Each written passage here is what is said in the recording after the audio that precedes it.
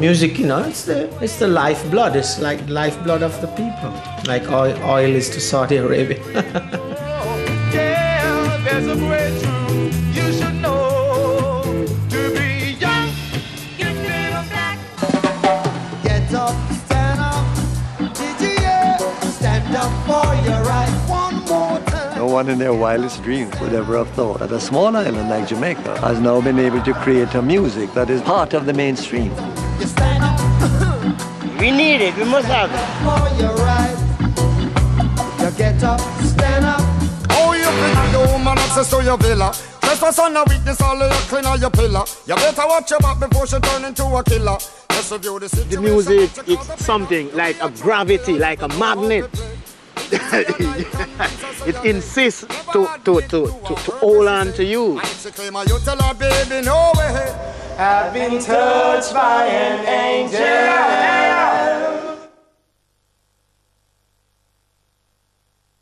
Forward!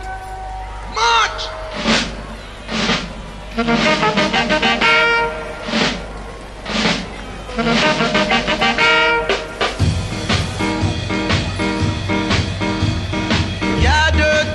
On August 5th, 1962, Princess Margaret finally pulled down the Union Jack after more than 300 years of British rule in Jamaica. The soundtrack to this newfound freedom was the first truly Jamaican music, the newly invented ska. The Lord is still with you. Because the time has come and we can have some fun, so take a run. You know, it was just a simple song and the people them jumped to it and, you know, going around. Whoa, whoa, whoa, we're independent, and, you know, flash them hand, and it was great. That was something to see and never can come back in Jamaica. We're independent. Yeah. Independence came at that time when ska wasn't in speak. Yes. And so it was just jubilation all around. You understand? You know, with the acceptance that we were now a free country and ska in its peak. And everyone just went crazy for it. You couldn't go to a party before 62 we play ska. After that night, you had to play ska for the party to be successful. It was unbelievable. Everyone gravitated to it. This was something new, and I noticed something too. They had pride. When they looked at it, they said, "This is ours." It would have been nice to say, well, independence caused people to want their own music, but the music preceded independence. But it was a wonderful coincidence because independence gave it further drive. The music came first.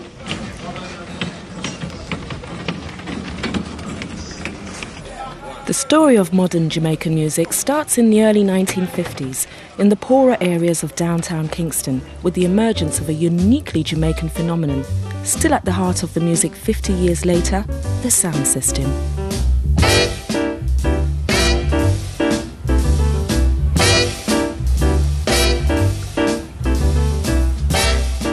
The sound system is essentially a street discotheque with speakers big enough to raise a family in. It's where poor Jamaicans have been coming to dance till they drop ever since they stopped listening to jazz bands in the now ruined clubs all over the island. You had sound system before recording. You have the Jamaican music started off with orchestra dance.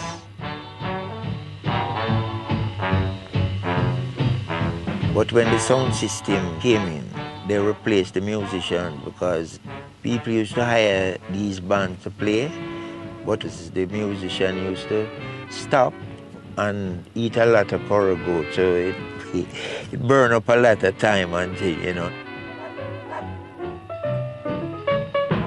The band would go in intermission, and intermission forever. So the people got to get fed up of this no dance with another dance.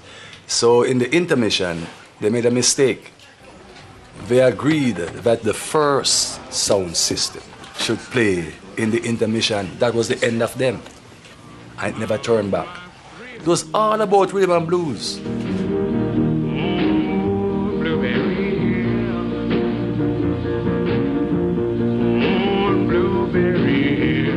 As the 1950s rolled on, the music of Fats Domino, Ray Charles and Louis Jordan was streaming into the island from Southern American radio stations just over 90 miles away. And with the sound systems blasting it out most nights of the week, downtown Kingston went dance crazy. And like any craze, it was rich with opportunity. People used to make money from it. You sell your own beer and you sell your own curry goat and rice, and you got the sounding system from 8 o'clock till like 6 in the morning, and they eating and dancing in the street. You get like 2,000-3,000 people, and you make a bump. Sound systems became the biggest local industry in downtown Kingston, and competition was fierce. To pull in the punters, you had to have the best music blasting out of your system. The race was on for the hottest American tunes. Is the Reggae sensation? You know, American people, they need cheap labor, so they bring it, cut them cane and things.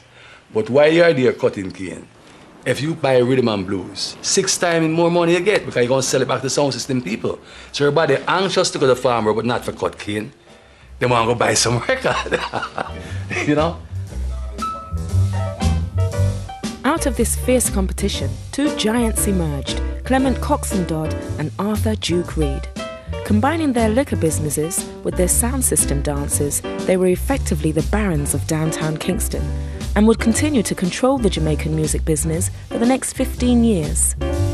They could run the country those days because people, anywhere the sound string up, you have the crowd of people there before. They used to play in competition. It come in now like Joe Fraser and Holly. Duke Reid is the man who go on this dance and him go to the gate and him get everybody out of the gate money for coming on and dance, you know? And the people they believe all the cocks and dance and come on the Duke Reid. Sometimes them just take the money and go to the cocks and dance just the same, you know what I mean? So it's like that. So all of them used to be at war, you know? The sound system thing, man. It's a traditional thing. You can't stop it. It come from way back, you know? Come on. Yes, suddenly rum is served to sophisticates because suddenly Jamaican rum has regained its place among the great drinks of the world. Duke Reid had a rum there where it don't sell in the stores. If you think rum is strong, you ask about rude to your parents. When you throw water, you know what happened in it? Yes. Throw chase in it, what do you think happened? Smoke. Little smoke, vapors thing, right? And that is what the brother might drink. Like they have cocaine now, that was for them cocaine. So after Duke Reid, give them 2 drinks of root to your parents and send them go cocks and dance. The dance done. People are jump fence to get out the fast.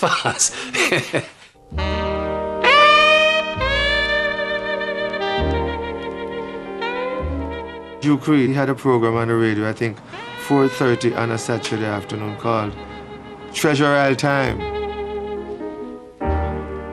They would advertise the liquor business, and then he would, on those programs, they would play newly made Jamaican records. Decided to drink some more, but when I look at the clock, it was 3:45. To promote their sound systems, Reid and his competitors had turned to record producing by the end of the 50s, but not as we know it today. They had no intention of selling records to anyone else. They brought jazz musicians down from the tourist hotels to play Jamaican versions of American R&B, and then they just made 1 copy of each record to play on their sound system and achieve the much-prized exclusive. We start imitating the rhythm and blues songs like say Smiley Lewis or Professor Longear or Louis Jordan, and you know those kind of beats. We tried to imitate it. It didn't turn out that way, so we decided to keep this as our own type. That's how that can come in.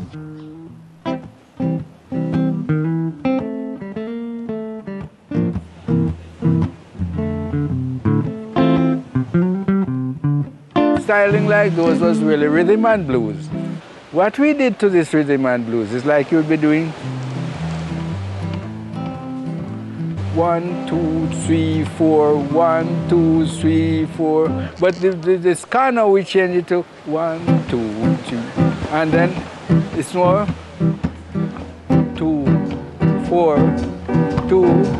4 instead of 1.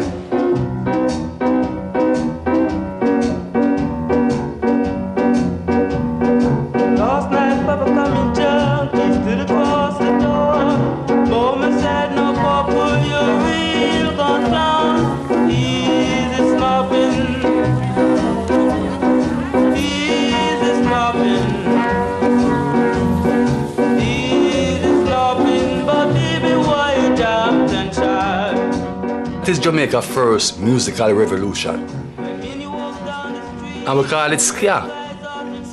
And then ska was a dirty word. But what it was terribly influenced by Jamaican activities of the people, you know.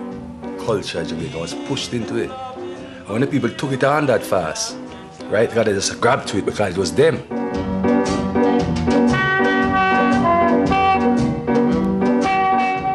This is the way of life of the lower class people. We haven't got anything else. What else we have? I mean, the middle class or the upper class can buy a ticket and go to Miami or somewhere like that. That's all you have. You don't know anything else. You would not find the creative force that comes out of the inner city in the residential areas in Jamaica, because they're more settled into a pattern, into a tradition. There's a social divide and a cultural divide. We live in two countries. When ska was popular downtown, it had no popularity uptown.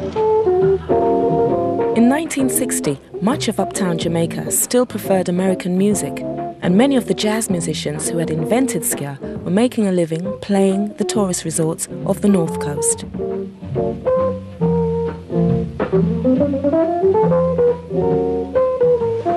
I used to have a serious type of class prejudice in those days, let's call it that way. You know, and it would have hurt my career in a certain sense.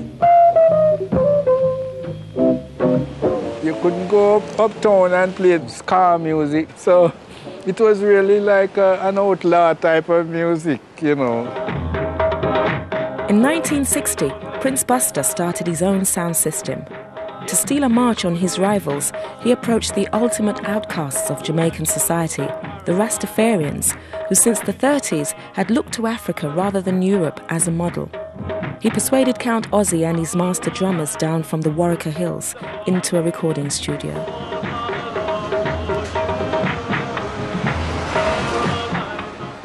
In those days, if you say it's a Rasta, all they have is black for you know. And when I make Carolina, that give the Rasta, whole Rasta speak. Because now, them, it was not the music world, them go to play upon sound system. And if you play upon sound system on the island, everybody go and hear you. In the early years in Jamaica, the Rastafarian community went under so much pressure, you know. At one stage, I think there was a decree in Jamaica. To kill the Rasta man. To kill the Rasta man and question him after, you know. Countazi, you know. 90% of all the grassroots music was really played or created by the Rasta people, you know. Rasta and Jamaican music have been inseparable ever since. Even at the independence celebrations, Count Ozzy and his troupe were part of the pageant laid on for Princess Margaret, whose reaction remains unrecorded. We brought with us most of the music of Africa, the rhythm, the kumina as a form of dancing, the Nyabingi drumming by our Rastafarians. To that has been fused some of the jazz influences emanating from our sisters and brothers in New Orleans. Culture has been a very strong element in all our art forms, but particularly in our forms of musical expression.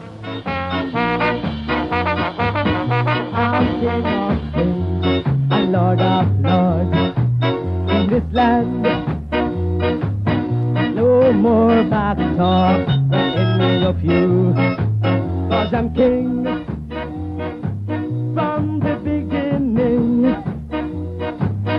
I was made king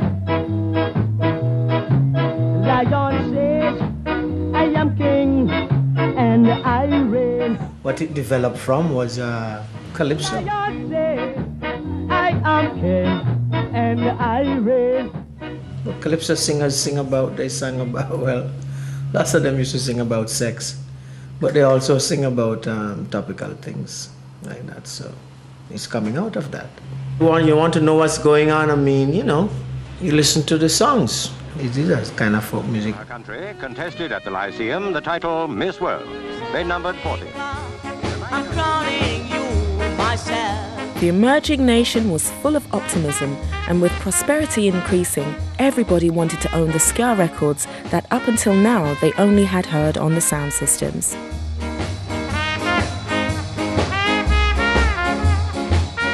People started buying Jamaican records. Jamaican records was accepted as the record to buy, because you're hearing yourself, you're hearing things to do with you. All I want to know. Eager to capitalize on this new market, the sound system operators reinvented themselves as record companies. Prince Buster's Voice of the People, Duke Reid's Treasure Isle, and initially the top label Coxsone, run by the taciturn Clement Dodd. He was the first to realize that you could make a living beyond the sound system. With his profits, he set up the legendary Studio One, the first recording studio in Jamaica to be owned by a black man. Studio One was a permanent place that people recorded almost every day. We were always free to go there and record whenever we feel like. And these are the kind of facilities that you got that made it a special place, you know, because it's just like home, musically. Is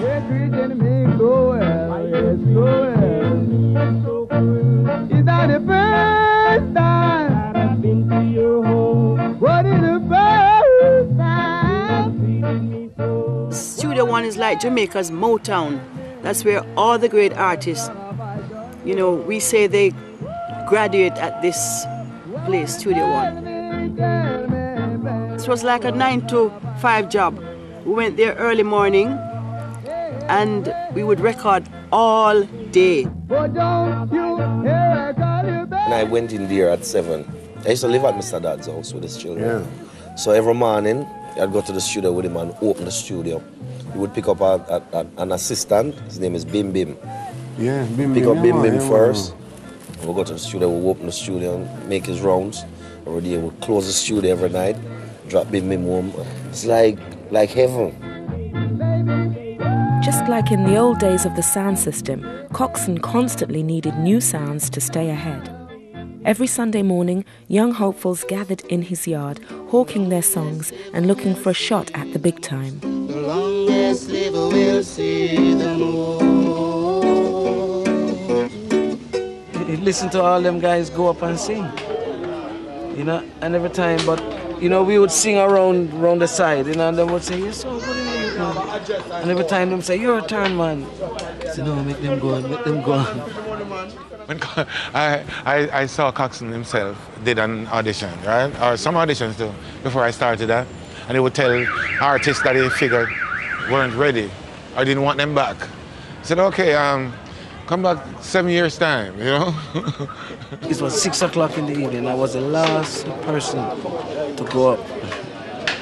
You know, the place was still packed. And, you know, my first song, you got to be sure of a woman's love. And everybody crowd around, man.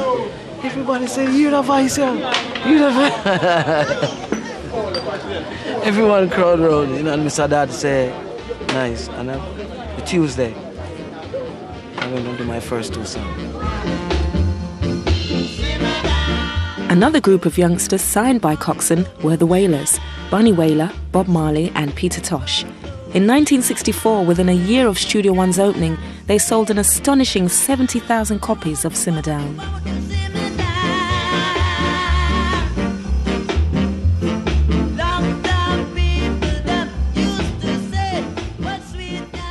Trenchtown. It was vibrant with a lot of activities. The place was like a, what do you call it, like a Piccadilly, like Hollywood. Music as being the center of attraction. Everybody was singing like a family. So if the Soulettes have a recording, you'd have Bob, Peter Bunny, Delroy, you know, guys from the Paragons, everybody would come to give background support.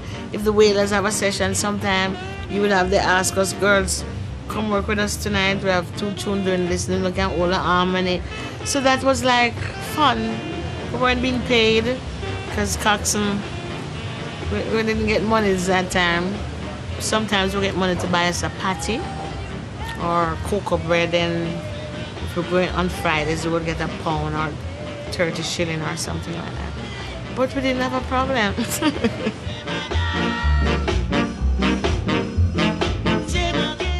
It was a very productive period in Jamaica's musical history. Hit after hit, you know, every month there would be a new hit for different singers. And it was as if all the singers and the talent in popular music had been kept locked up in a cupboard. But from the first hit was made, it is as if the cupboard doors opened and all this talent just poured out. Studio One's music was made downtown for downtown people. The musicianship necessary wasn't that easy to achieve if you were poor in Kingston, but luckily there was also a downtown academy. If Studio One was Motown, the Alpha Boys School was the Juilliard School of Music.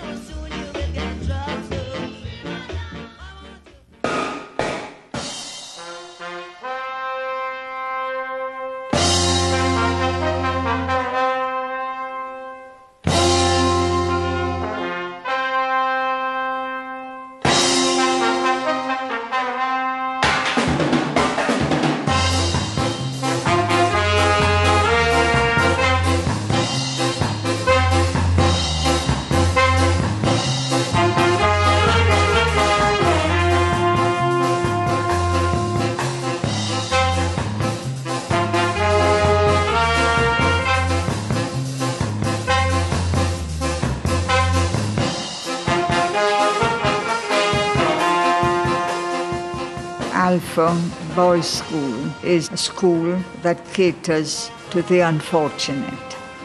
It teaches them trades that they can earn a living after they leave here, and some go abroad. I think you met Rico Rodriguez, he's a trombonist. My mother couldn't angle me no more, and that's the way I end up in Alpha. Maybe she feel I'm more protected up there. The young man, him grow very quick, you know what I mean? Him become very wise very quickly. You understand? Yeah. Cause life, tough life, you know. Life hard. Okay. And out of poverty bringeth wisdom, you understand?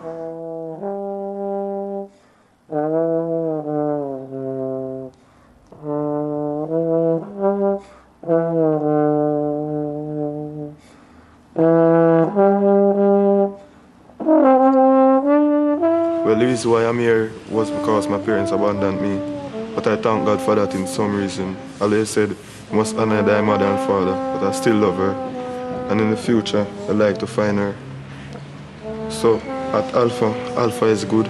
I learn music and I also learn education. Many of Jamaica's greatest musicians have been from Alpha. Coxsone in particular was quick to appreciate the value of the kind of discipline and ability you might expect from that institution. The backbone of his house band were largely Alpha old boys, and they became the first superstars of ska, the Scatterlights.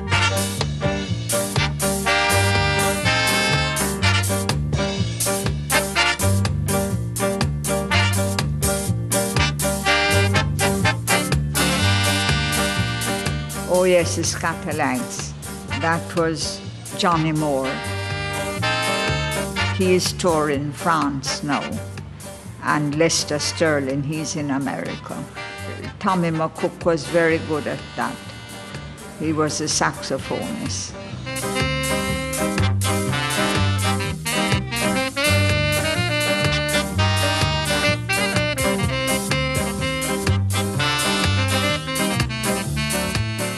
You had Dom Drummond. He was very quiet. He loved his instrument.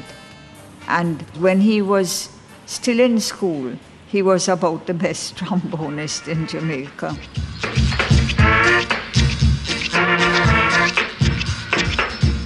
Scatterlights were a great set of people.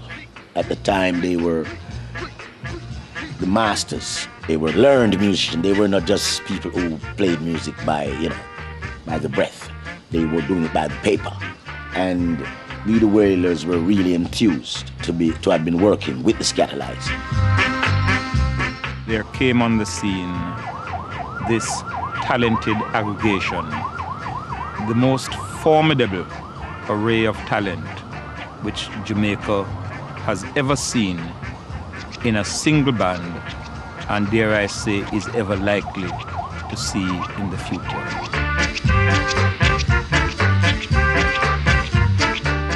They were it. Anywhere they played. For dances, the place would be Ram Jam. We play at a place one night and say the place loaded with people and a woman come and dance the ska. And I'm watching that woman dance and we see she kick back. And when we finish playing and go out, I hear the woman died. They take her out, she scans it till she dropped down and dead. Serious thing, man. What's the ska killer? Yeah, man. Yeah, man. The Scatterlight carry a heartbeat. Yeah. Yeah, man. The 2 years after independence, with the Scatterlights at their peak, was the golden age of Jamaican ska. But the foundations of the band were shaky. They became frustrated with the insularity of the Jamaican music scene, and more significantly, Don Drummond, the band's greatest genius, was slowly losing his mind. Drummond's virtuoso trombone playing lay at the heart of the Scatterlights' greatest moments.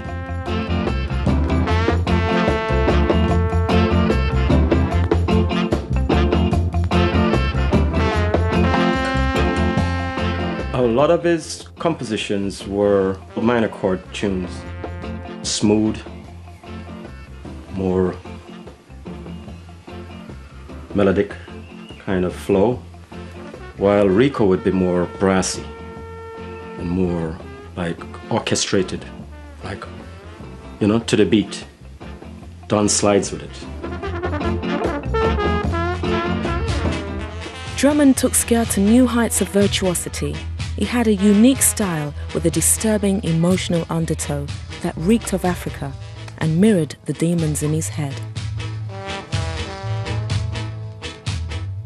He got in friendship with this lady, and he didn't like her dancing, and so that brought a sort of a bone of contention between them. Jealousy and the lack of material and career advancement built up disastrously in the mind of the introspective Drummond. And on New Year's Eve 1964, he killed his girlfriend Margarita. I used to say to myself, I wonder if he's really guilty of doing that act. But they found him guilty, and then they placed him in the madhouse, Bellevue that is. And after a while, he had some altercation with somebody there, or with people there, or some fuss, and he died. I was sorry to hear, because he was such a great musician, very, very great, regardless of how mad he was. Without Don Drummond, the Scatterlights were never quite the same again. And anyway, musicians couldn't make that much money in Jamaica. To make a living, many of the most talented musicians joined the thousands of other Jamaicans on the boat to England.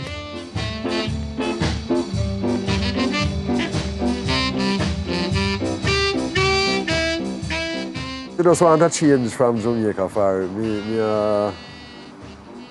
I play music long time and I really play with no band or nothing, So coming to England, try out my luck.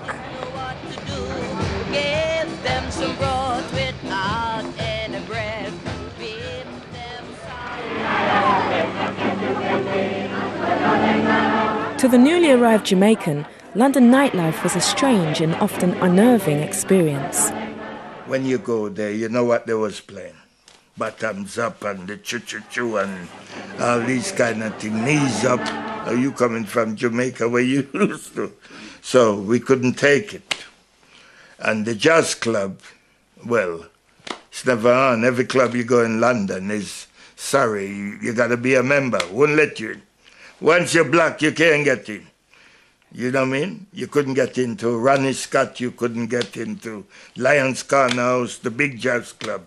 So then I said to Vinny, look, you build a sound, we will support you and get the record like Jamaica from America. And this is how it starts. My parents were only here 5 or 6, 7 years until 1965. So it was almost like a letter from home, hearing rhythm tracks from Jamaica. Shebeens and blues dances weren't just exclusively for people. Yeah, it started off exclusive. It started off. But they were in certain areas. Come as well. I mean, you worked on the buses, right? And you were the conductor and the driver's white. And then you know you can't help but being together all day long, right? And you talk about what you do for recreation, and then you say to the driver, look, we're having a party over so and so and so and so, and he comes around and thinks, oh, that's nice, isn't it? And he tells another few of his mates of it. Little Miss Muffet, she sat on a tuffet, eating up curls and whey. Came a big spider, sat down beside her. Frightened Miss Muffet away. Watch out! Whoa! Whoa! Whoa! Whoa! Whoa! Play some up now. We used to go down to number 9 Blenheim Crescent, where was a little cafe with a little jukebox, and you get some food. And I always remember Carolina was on the jukebox. And in back there was a kitchen with a chef, and you can get meat and rice. That must have been 1961. Up on the hill, fetched him a pail of water.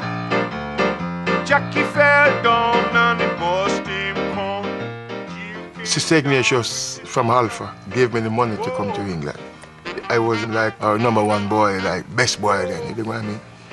And she used to look after me in school very good. He took the trumpet. He was very helpful because I used to send him to my brother's store and so on. He used to do shopping for me. Right now. It was this great cultural mix. And at the same time, Buster came over from Jamaica, and we had access to West Indian records. Greatly opened our ears, because the British market, I mean, British record releases was pretty limited at that time. You know, we were hearing cover versions. You had to hear the original. Yeah, we had access to the real thing. You felt like you were at the start of something there. By 1962, the scene was big enough to move from West London to the West End. Soon, Count Suckle's The Roaring Twenties in Carnaby Street became one of the hippest venues in town.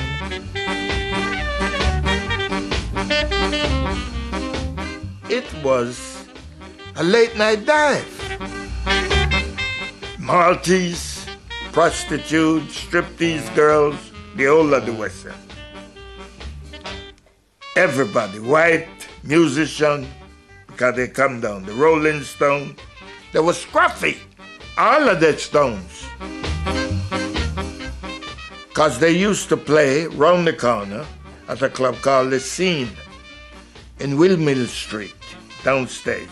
A girl named Sandra used to run it.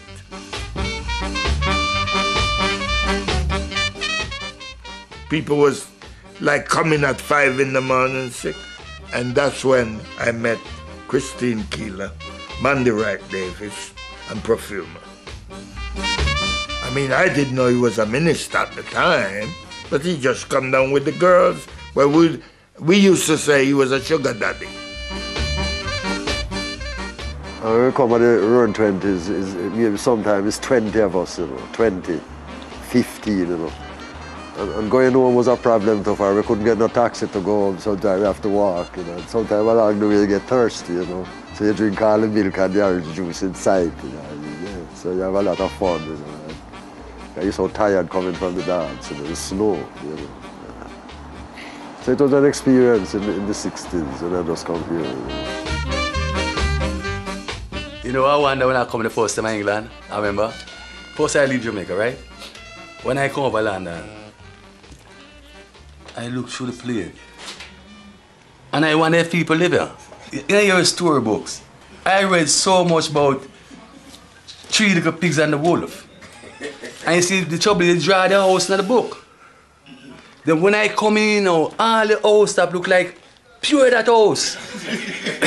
when I end of the year, I look down, it's pure that kind of house. I say, oh here. And I look for the wolf over car. And wash all my troubles away. Like that lucky old sun, give me nothing to do but roll around heaven all day. Ska in Britain was distributed on the Blue Beat label, which was how it became known. Blue Beat was the music of choice for the mods, the scooter-riding youths who flocked to the concerts and made Britain a hugely important market for the music.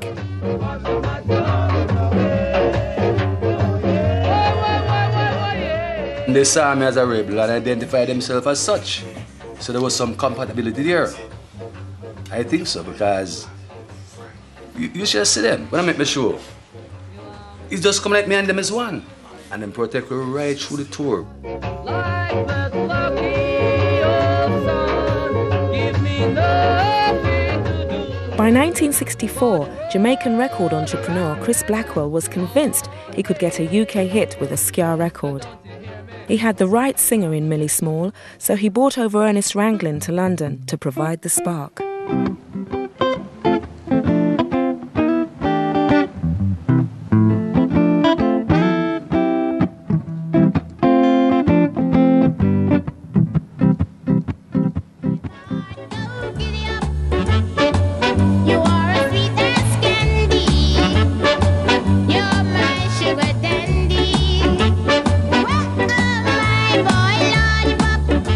In my house, it was more on the blues spot. You was listening to a couple of blue beat tunes and stuff like that, you know. And then the biggest breakthrough was when, you know, Millie Smalls came out with My Boy Lollipop, and I think that changed everybody.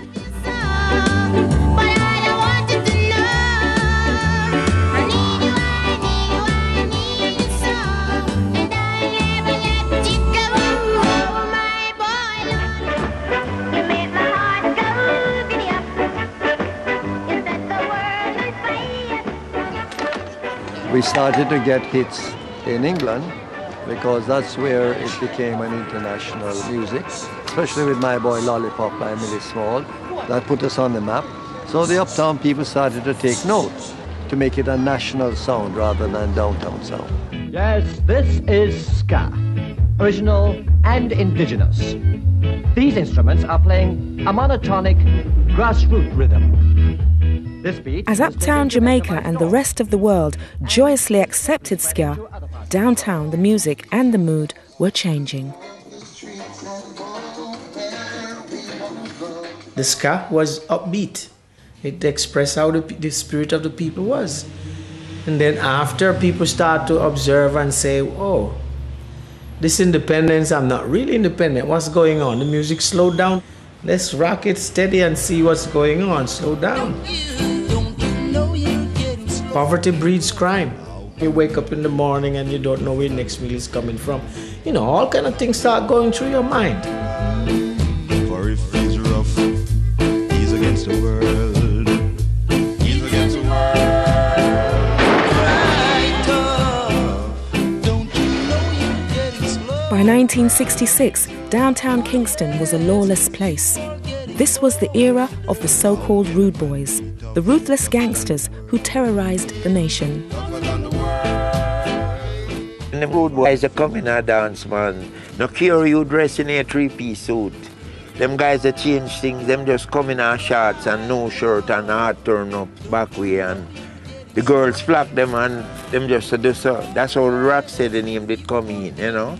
And the DJ have to play when you reach, you say, cry tough with Alton Ellis, and anything you can do, I can do it better. I am the toughest, and I'm throw a box of beer in the air and it mash. This guy come to me and said, his name Busby, he was a rude boy. When I say rude, I mean rude, because he would travel with gun and he travel with knife, and he would take any buckle and cut you, anything. Come to me one day and say, boy, I hear everybody has seen rude boy cry tough and 07 and them guys, I want you to make one of me. You just want to boost me, and I want it by Friday. And so I said, okay, I'll make you a song, sir. Strong like lion, we are iron, rude is no fear. Busby listen, and say, play it back. And so when we reach strong like lion, we are and just take out two of the beer and throw it against the wall and crash it and say, iron. Everybody get in panic now, you know, because they're afraid of him, because they know him, what he can do from what he won't do. The whole night is the one song, it coming like the dance stop. Rude is no fear. I don't know if he didn't like the song, what he would do. But anyhow, he did love it. Boys, rude is no fear. Rougher than rough, tougher than tough. But he didn't love it for long. He didn't love the song for long because he lose his life the following day. And we just cut out the rude boy songs and say, well, if it going to cause eruption, just leave it there. All I need from you is a good conversation. As things hotted up downtown, people sang, and most of them escaped into old-fashioned boy meets girl love songs. This was rocksteady, Jamaica's first pop music, the era of singers who replaced the largely instrumental ska, and for many it was the most glorious phase in Jamaican music. Never felt this way before. I know there is some way today. It all came from the American R&B music, you know, because we're always being influenced by the Impressions, all them soul R&B groups. Love your sister, love your brothers. We would listen to a Dionne Warwick song and try to sing it exactly as Dionne did it. If you are a group, you would try to study the Supremes, Martha Reeves and the Vandellas. If there was a group who comes from abroad to our shores, we would want to go and see them because they have something to teach us. It's a cultural thing for Jamaicans to sing. In the ghetto, you'll find more singers than anywhere else too, because, you know, it's a thing that, you know, it's a thing we used to, it's what we could use to pass the time away. It's a thing you use to soothe your spirit, your soul, you know. Can't compare with. I've been touched by an angel. This heaven and earth could be no hell. I've been touched by an angel. She's under progressive chart, always work for where she want. With enough confidence and never yet say she can't. Tender loving where she have, healing the broken heart from she coming on my life. Me no stop advance, rearrange my lonely life and turn it right from start. Now I'm happy with this woman and we will never part. Me know she clever and she smart. I've been touched by an angel. Most of us, we only wanted to hear our voices on the record. To see people, to hear it on the radio, is a dream come true. To see people dancing and singing to your record for the first time is another matter completely. There was no thought of any money or anything else more than honesty, sincerity, and purity. And that is what I think that music is full of. That, you know, that is why it's lasting so long.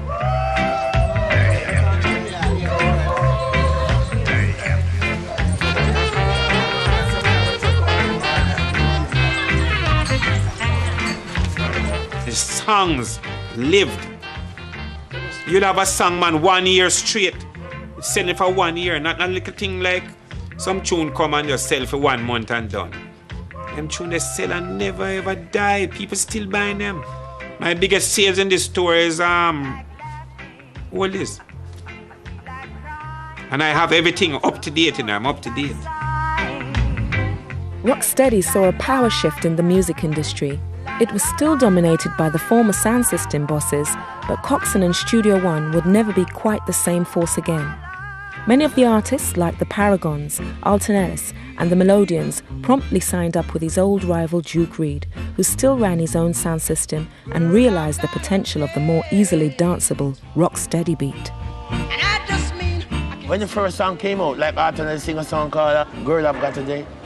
Doom, doom, doom, doom, doom, doom, doom, doom, boom, boom, doom, doom, doom, doom, doom, doom. And when Duke Reid put on that song, I was there. He had to play the song about 1,000 times. And you can see this guy was very fast.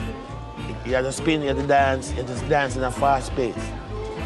So what we did was, at the time, most of them had the same bass line because the bass man didn't have enough time to emphasize on his bass line. So what we did was cut it down a little so the bass man could more move his fingers and have a line. So that's how you come to have these reggae lines. Do do do do do do do do do do do do do do do do. You know, you give him more time to do that. In the Sky, you couldn't do that. Reid's Trojan sound system had been notorious for the vicious fights that often accompanied his dances. Experiences which made the ex-policeman the ideal man to set up his Treasure Isle studio amongst the rude boys of downtown Kingston. He was a no-nonsense man. He never harbor any foolishness. Police used to go and come. If you're a rude boy, you have to leave your rude boy business outside, right? Then Joe could have seen you. As I say, he was a no-nonsense man. And this is the studio over there. On top was the studio. You know, his engineer was a man called Smithy. One of the best in Jamaica. Mr. Smithy, his engineer. Now down here was his liquor store. You'd have a lot of boxes on the roads with liquor and drinks and all those, and nobody take anything. Well, you see, Duke, he's respected around the area, and he's well armed. He got at least 3 guns on him. One long one on his hip, and one on his feet. That's Duke, the first gunman in Western Kingston. If Duke even not in the studio, him have a box downstairs in him liquor store. And when everybody upstairs dancing, so boy, this gone. And out of nowhere, boom, boom, boom. And that Duke fire shot and the whole studio get quiet. Then you see the big man, he would run up the stairs and say to Tom McCook and all those people, what are you playing? I don't want that. I want this, I want that. You know, everybody just shut up and listen to what he said. Then you had a on man, he's dead now, named Marquis. So listen, and Duke, so play it back, Smithy, and quiet, and Marcus put out him head like this and say, yes, the boss was right. The tune need a 17 there, sir. Rocksteady lasted 18 glorious months, but finally there was no escaping Jamaica's worsening conditions. Bass lines became heavier and the subject matter more socially concerned.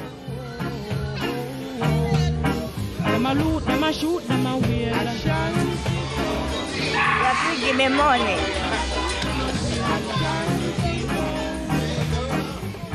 And we go into reggae now. And how we get to reggae now? Reggae is a different changing of the drum. We have the drum playing more burro-like.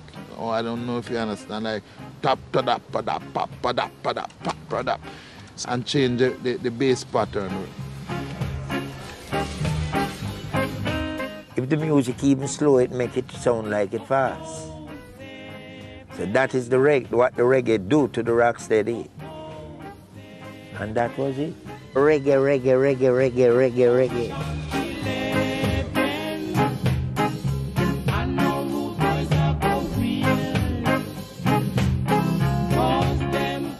Reggae was everywhere. Dozens of studios sprang up and sheer volumes saturated the market. Producers needed a new outlet for the music.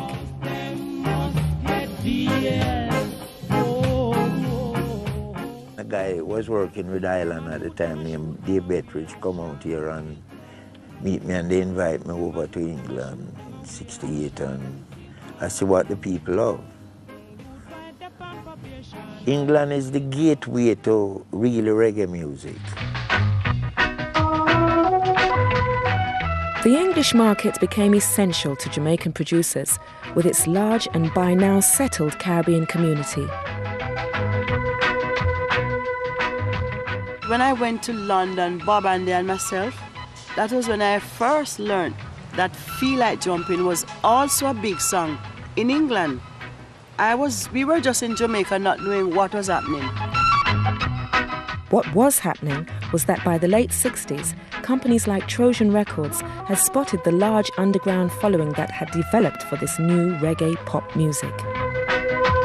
White kids that were hanging out with the black kids from the same areas grew up on the music, you know, we were all hearing it. And it was just the fashion, the youth culture of the day. Yeah, well, that was it. Where we fashion. We only had the youth clubs. You know what I mean? Nobody was old enough to go to nightclubs anyway. That's it. Trojan Records came to enjoy iconic status as the purveyors of Jamaican music in the UK. They released 2,000 singles in 7 years, initially on a fairly small scale, through specialised shops catering to Jamaicans and to white working-class youths who revelled in its danceable beat and outlaw status, the skinheads. You get kicked out of Saturday morning pictures when you're too old for it. You've got nowhere to go for yourself, so somebody said, oh, let's go up to Strephon-Locarno. And we're talking about the 60s, sort of the skinhead period, really. And so I used to go to Strephon-Locarno and listen to music, and we didn't really dance. People did dance, but me and my friends, we used to just sort of hang back and just watch, you know, because it was all the skinhead thing, you see. And because they never played that music on the radio, so in some ways, for us, it became our music.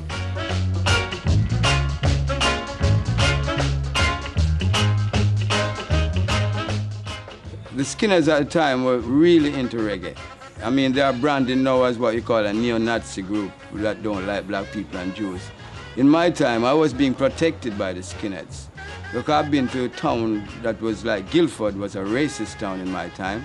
And this guy said to me, hi, Mr. Black. So I said, hi, Mr. White, and he spit in my face. I said, what the heck? So the kids wanted us to beat him, but I said, no, forget it, man. I just wiped the spit off, and that was it. What was happening, it couldn't be denied that this was developing into something that was becoming more and more commercially interesting, commercially successful. As more and more people discovered the music through the clubs.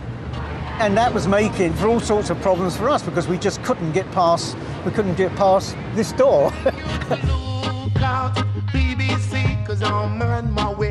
Oh yes I am. Long walk to the BBC, but I know I'll make it someday. I think there was a perception amongst the reggae labels that the BBC dismissed reggae to a certain extent. To be fair, I think possibly, yes, I think they might have a slight case there. Bob Marley and the Wailers failed their BBC audition because in the view of the panel, they didn't know how to play reggae. Which was, but then you get some kind of, you know, the BBC Dance Orchestra doing a strict tempo version of reggae. People would say, oh, that's how reggae should be. If our music had an open door, like, let's say, a freeway, we could break wide in any part of the world because we have class music like anybody else. Be young, gifted or black, open your heart to what I mean.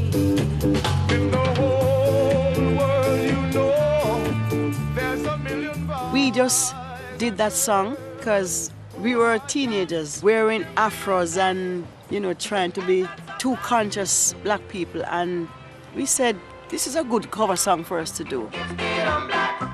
Trojan were determined to break reggae to the mass market and pulled out all the stops for their new releases. When they introduced strings on the British versions of the songs, I think it made quite a difference because they made them more into, not so much the raw sound that would probably be acceptable elsewhere, but it made it more into a pop record and then went to a much bigger market. Reggae became part of pop mainstream. Skinheads, the BBC, school dances. Suddenly everyone was playing reggae. Sounds of soul. I am W.O.O. and I'm still here again.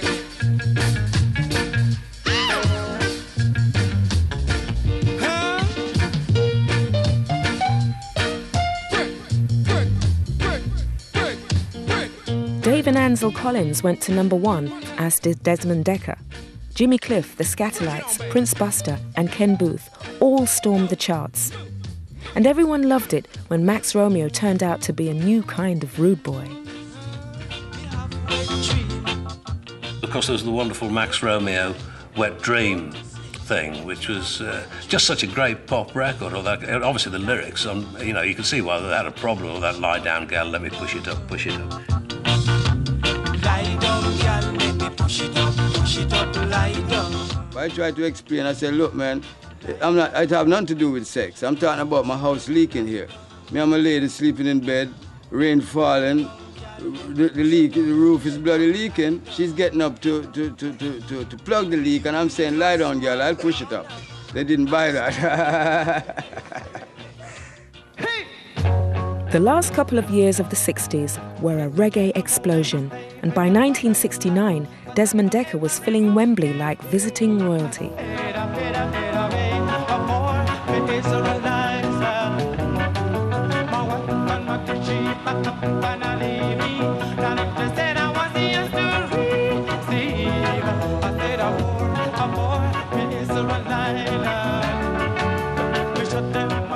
That reggae pop music, I suppose, we were beneficiaries of it as well, The doors had been opened and people have been softened up enough to start listening, The music of downtown Kingston had not only conquered Jamaica, but made it to the heart of the old colonial masters. And there was still a great deal further to go. Oh, we gotta do all things. Everybody got to rock. You gotta do your thing. You got to do your thing. Hey, you got to do your thing. No, you got to do your thing. I do your thing. We've got to, I've got to say, bye-bye. I'm going. Hallelujah. I've got